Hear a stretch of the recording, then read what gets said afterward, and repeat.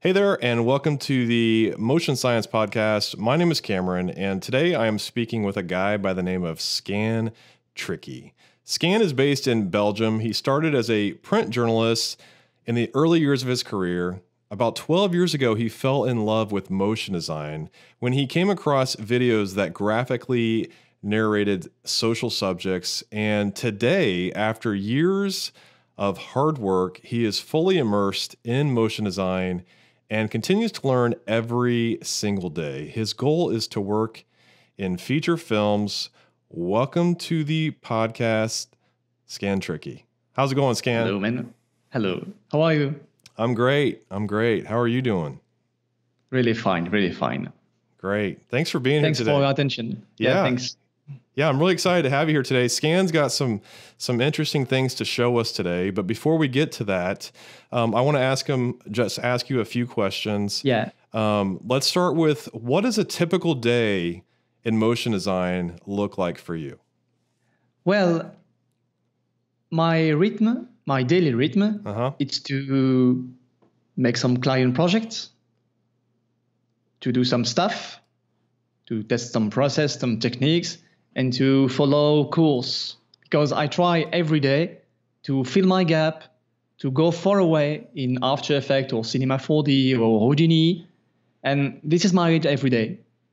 And I try every day to spend 1 hour, if I can't, to learn some new stuff. This is my rhythm with 3 parts: some client projects, tests, techniques, and learn every day. So it's very important for you every single day that you learn something. Yeah, because it's very obsession for me, because at first, like you say, I'm a journalist, not a designer. So I try every day to fill my gap, to go really far away in the industry, because I would like to work for film. So what do you ultimately want to do in film? VFX, like environment design, and FY also, because I really love FY. Recently, I did some interface for Dune. Dune, it's the new film of Denis Villeneuve, and I would like to see to play with Cinema 4D full film for interface stuff, for procedural stuff. This is my main goal right now. But I do a lot of stuff for media, like template, like animation for broadcasts with specific software, like ROS Expression. ROS Expression, it's a Canadian software from the society ROS, and you can do some broadcast animation with this soft, 2D or 3D. Interesting. So when you say that your background is in journalism, and you're not a so-called designer, how important is it to you then to understand design, or is it not important? Well, when I start to falling in love with motion design, the main complexity is to know what's motion and what's design. What mean this word? And when I start to learn motion design, I didn't have many course or many resource. I just need to resource to learn this stuff and to know the software like Illustrator, After Effects.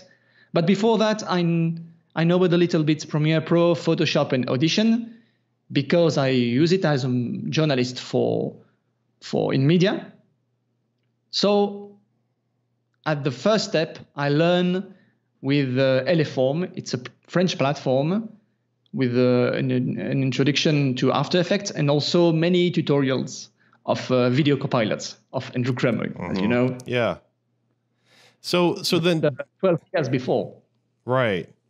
So then do you find that it's through all these tutorials that you've learned, like, what makes a good composition? Like, visually, something needs to look good, it has to have this, this, and this, or how did you figure that out? Well, at this point, I didn't find any tutorial about composition, about design. I just try to analyze the other stuff of other guy. like Kyle Cooper, like Danny Yount, like Patrick Clare for main title, because I really love main title. It's one of my goals to do main title for film, for example, because you can do a lot of stuff like VFX and motion and live action in main title. And well, I didn't find some course to learn design principle, so I tried to learn myself, to test something, to analyze, to try every day. I think that's the main point. It's to practice. Of course, it's really important, but to know the technique, to practice each principle, you need to do some exercise. I think that's the main point. Yeah, and to see also the other stuff of great artists. I totally agree. So then, what do you find is most challenging for you in terms of your motion design work? It's to know how to tell a story, how to write, how to prepare the workflow, and how to prepare the assets to make a clear story. That's the main challenge for me. I know to write a story for like an article, but it's not the same process in design. In design, there is many steps and many research. You need first to analyze the idea, write the script, write the story, mood board, then storyboard. You need to sketch every scene, to make transition in every scene, to make a logical story. That's a different process like an article. But this is my main challenge. I can do many techniques. I think I can use After Effects really well, I think, because I used it 12 years ago. Right now, I need to tell a good story. That's my main goal right now. Mm-hmm. Yeah.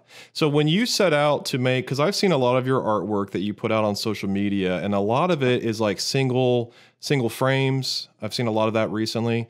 Do you approach designing a single frame as a story, or how do you approach that? What's your creative drive behind that? For example, I test environment design, and I would like to tell something in my environment design, some situation and some atmosphere. But first, I tried also to test some stuff and some techniques to tell story with these techniques. I did cover art and still frame for my own, to test workflow, to test software, and then I used this technique to tell story for clients.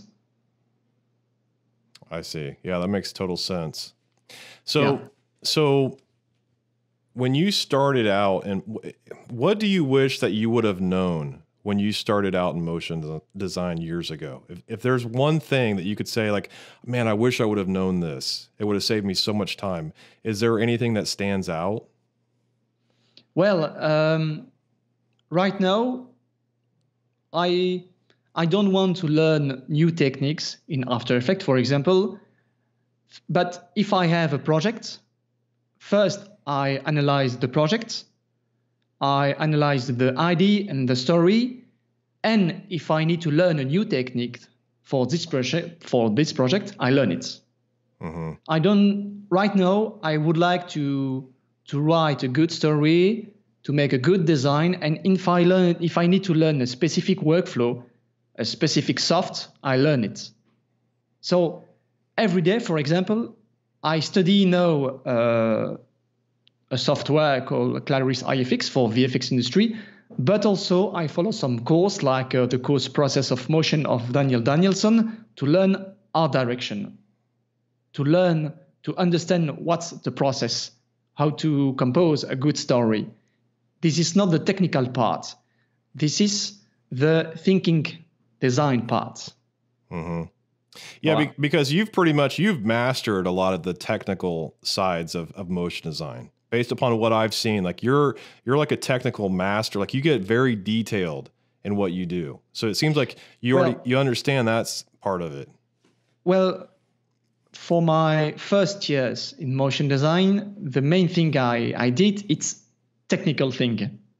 But now after many years of tests, I try to go to the meaning part.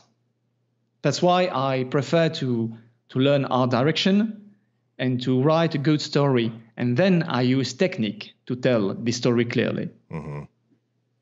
Awesome. So my understanding is that you've got a few tips and tricks that you want to show us today. So let's dive into that.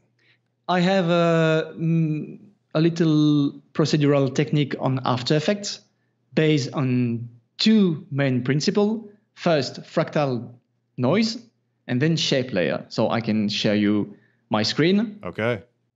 Well, for my first example, I would like to see this procedural HUD for interface design, for example, but based on a simple fractal noise. As you see here, I just have one layer with few effects based first on the fractal noise. I can show you first the fractal noise. You see? Yeah. This is just a fractal noise in block mode. Noise type, block mode.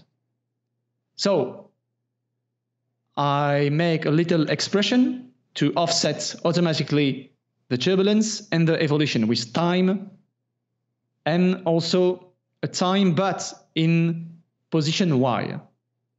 And you see, yeah, I have a automatic lone evolution of my fractal noise. Then I put other effects. For example, for the symmetry, I use CC Collider. For kaleidoscopic effects. Then to extract here the black parts, I use Luma key for an alpha channel. You see here, I have my alpha channel like that. Then I use to have a circle like a head-up display, polar coordinates. Then transform to reduce the scale of my shape. Then to have a little dot in all of the grayscale texture, I use CC ball action. Then tritone for the color. Then fine edge. You see the difference between this one and fine edge. Mm-hmm. I have a little bit stroke here. That's why I use the Luma key. You see, because if I don't use the Luma key, I have this texture. When I use Luma key for alpha channel, I have a gap. I prefer that. Yeah. Then for the last effects of this kind of image, I use glow for a little bit light. And when I play, it's a procedural texture.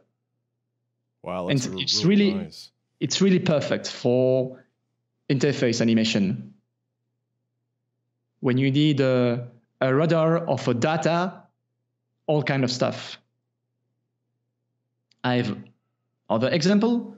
For example, here, based also on the fractal noise, you see here, I have first my background, then my grid, and I use here the effects, fill in black, my grid, Luma key, because with the Luma key I can have my alpha channel, then CC ball for this little dot, then curve for luminance, then the grid based on fractal noise, the same setup, but for none of that case. You see here, I have my fractal noise, posterize, to just extract the white data. Then mosaic, with the same value of the grid here. Okay, so what does the mosaic do? The mosaic, it's pixelize the effect like a little square for all of your composition. Because when I deactivate mosaic, you see here, you see the gap here? Mm-hmm. And when I activate mosaic, I have perfect square. Okay. In the corner. Mm-hmm. Then I continue with fine edge, Luma key to extract the black part and glow. And that's it. The last example, I have this one. Same setup with fractal noise here. Posterize to simplify the texture, you see? Different between with posterize and without posterize. Then Luma key to extract my alpha channel and then add this effect stroke. That's why I pull off the white background to add a stroke here and procedural stroke, you see? Mm-hmm. Then color gradients and a little bit transform to reduce the scale of my shape. Now, what would you use this in the UI elements? Like, what would something like this be used for? If you want, for example, to make an analyze box or a background, an animated background, you can use this process. Okay. I can show you a few examples on my dribble icons because I prepare some example. Just voila.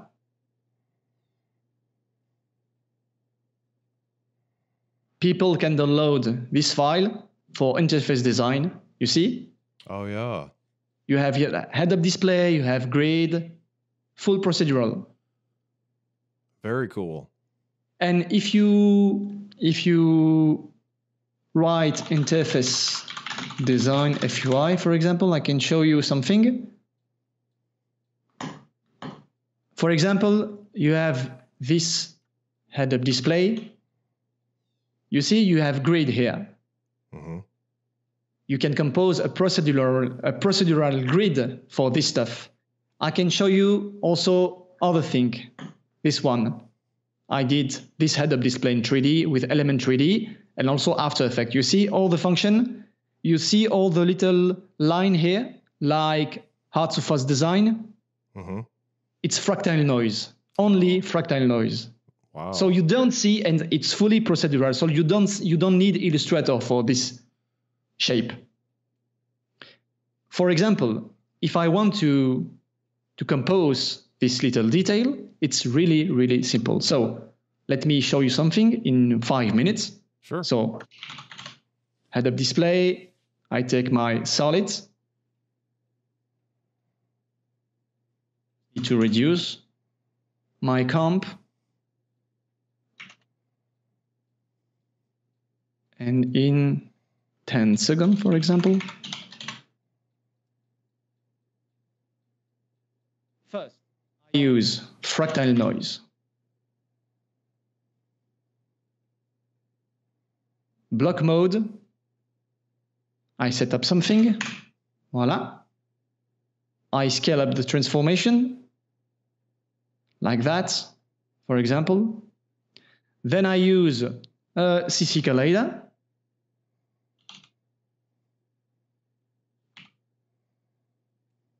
And polar coordinates. Here, for example. Voila, and voila. Then, if you need lines, you can take fine edge. And you see here? Yeah. Then you can use Luma key to extract the black part here. You can increase threshold, and that's it. Wow. So simple, but so powerful. Yeah, and here, when you increase also the light, for example, with the curve or level, as you wish. Voila. And a little bit glow to add some luminance. Voila. Here, if you need another design, I just take the transform tool above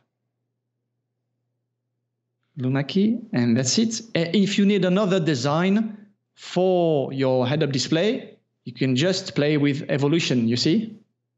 Mm. And I can use also posterize to simplify my texture like that. And you see, I have my line, a clear line like that. Yeah. And if I need another design,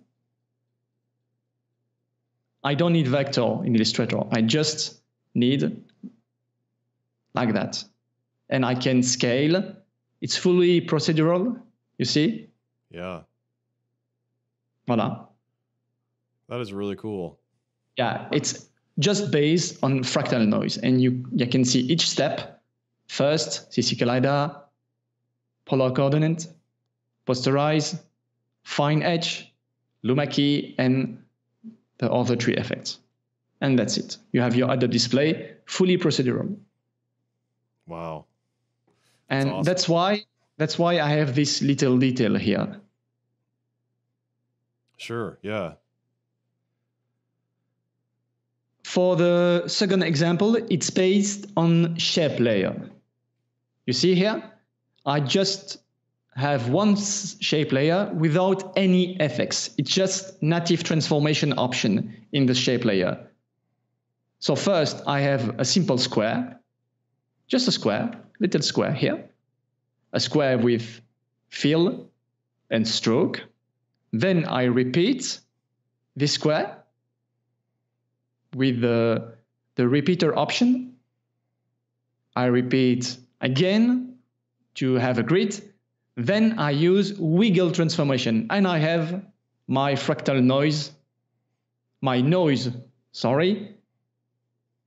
but without keyframe. You see, I have, if I press U, I don't have any keyframe because these effects, wiggle transformation, it's fully procedural also. Mm-hmm.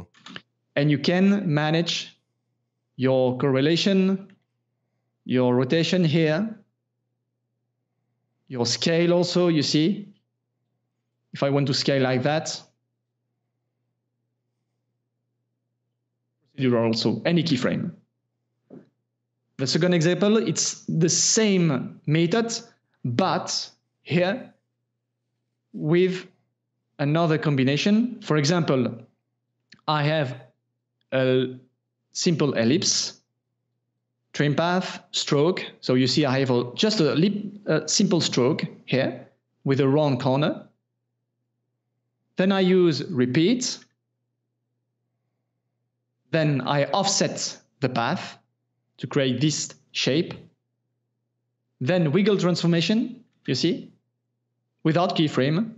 Then I repeat again. And I play also with the opacity value here. Then I wiggle again my shape.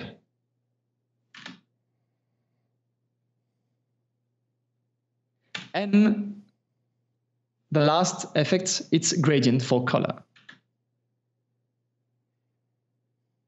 Nice. And I have another example like here. I have like a 3D corridor, you see, a fake 3D corridor. It's really simple. So I have my square, my little square here, you see? Mm-hmm. It's really, really tiny. Then gradients, then repeats, you see? Then wiggle, and with the wiggle transformation, you can use this option, temporal phase and special feather with a little expression. It's really simple with time expression. Mm-hmm. And then you can fill again to add some color desaturation, and that's it. So for the repeater, are you just doing a scale repeater? Yeah, exactly. Mm-hmm. You see here, a scale. Cool. You see here? Yeah. Up with my scale. Voila. It's a really simple setup. And you can compose this kind of effect fully procedural on After Effects. Of course, you can use also the new software, Cavalry, for procedural vector. But for this kind of stuff in After Effects, it's really possible and really powerful. And I have also this example, same process, you see.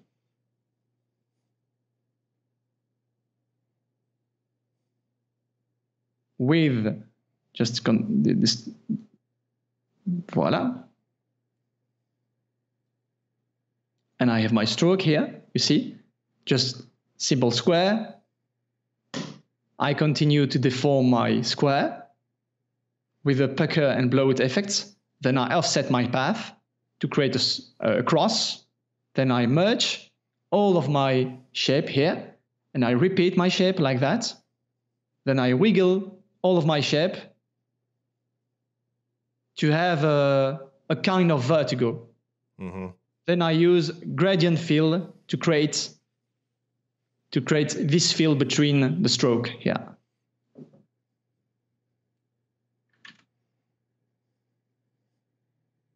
And the last example, this one, just for radial effects. And you can use this kind of stuff in Oblivion, in the interface of Ghost in the Shell, of Blade Runner. There is a lot of design like that. But here, the difference, it's fully procedural. It's not make in Illustrator and animate in After Effects. It's fully procedural. Mm-hmm. That's the main difference. So what they did in like Blade Runner, was that procedural then? Or do you know? Well, I know one of the designer called Nick Hill. He designed many interfaces for Blade Runner, and he explained me the main process at Territory Studio. It's a still frame in Illustrator, texture in Photoshop, and animation in After Effects. If Territory use procedural way, sometimes it's with Cinema 4D. But there is no many assets in procedural stuff, only in After Effects. I don't know why, but for my interface design, like the interface for Dune, I use this technique for my own. And I prefer to use it. For example, in Illustrator, I just design the main box, the main shape, the constant shape of the interface. And for each element in animation, I use just After Effects. Because I have this procedural way, and it's really simple to update. You just need to go to the option and update the data with your art director. And that's it. Yeah, really simple. Yeah, I prefer to use this way because it's really simple to update each really little part. For example, if you need to add a path here, you can just add a path, draw something, and you see? Mm-hmm. If I draw something, it's fully dynamic. And it's just a square. Yeah, that's really cool. Yeah. Voila. I prefer this way.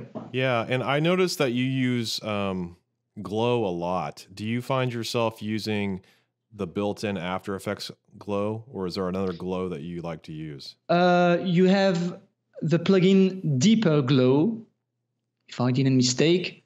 But for my needs in interface design, usually we just use the glow or the plugin of Video Copilot. For example, I can use that. The plugin CC Vibrance, you see? Mm-hmm. This one, Vibrance. It's kind of glow. You see here? Mm-hmm. But usually we use just the glow effects because at Territory Studio, there is a lot of software. For example, Territory Studio don't use Element 3D, but they use Red Giant series, but not Element 3D because it's not the process.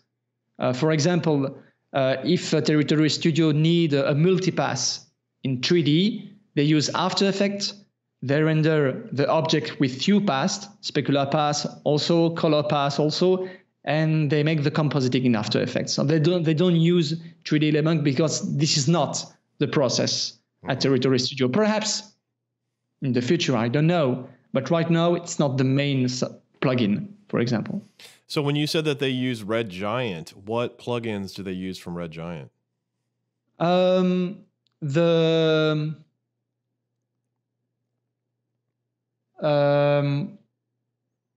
The shape, the particle, Mm-hmm. also I forgot. The plexus effect also. Okay. Also universe. Yeah. And the last tool for landscape. Oh, mirror? Mirror, Yeah. exactly. Mm-hmm. Yes, for 3D objects. Mm-hmm. And for plexus effects. Mm-hmm. Yeah. I'm a huge fan of universe style or the universe plugins. Yeah, they're very powerful. Well, Skan, that was awesome to see your process there of how you work with procedural animation and design procedurally. It's really cool. Is there anything else that you want to add before we wrap up this interview? Well, I just share the source file for students who would like to play with this kind of stuff and to check also each effect, each little option. And if you have any question, if a student have any question, don't hesitate to ping me in social media. Sure. So now if someone wants to find you on social media, where's the best place to find you? Well, I love to share stuff in my Dribble account. You can add me also in Facebook or in Twitter. And that's it. I don't have a site. I have my show reel in Vimeo. But my main test page, it's in Dribble. Okay. Awesome. So I will link to your Dribble page in the description below the video so that anyone who wants to find you, they will be able to find you. Thanks, man. And I appreciate you so much being on the show today. It was awesome to talk to you and to hear your information. Man. So as always, thanks for being here, man. And that wraps up this episode of the Motion Science Podcast.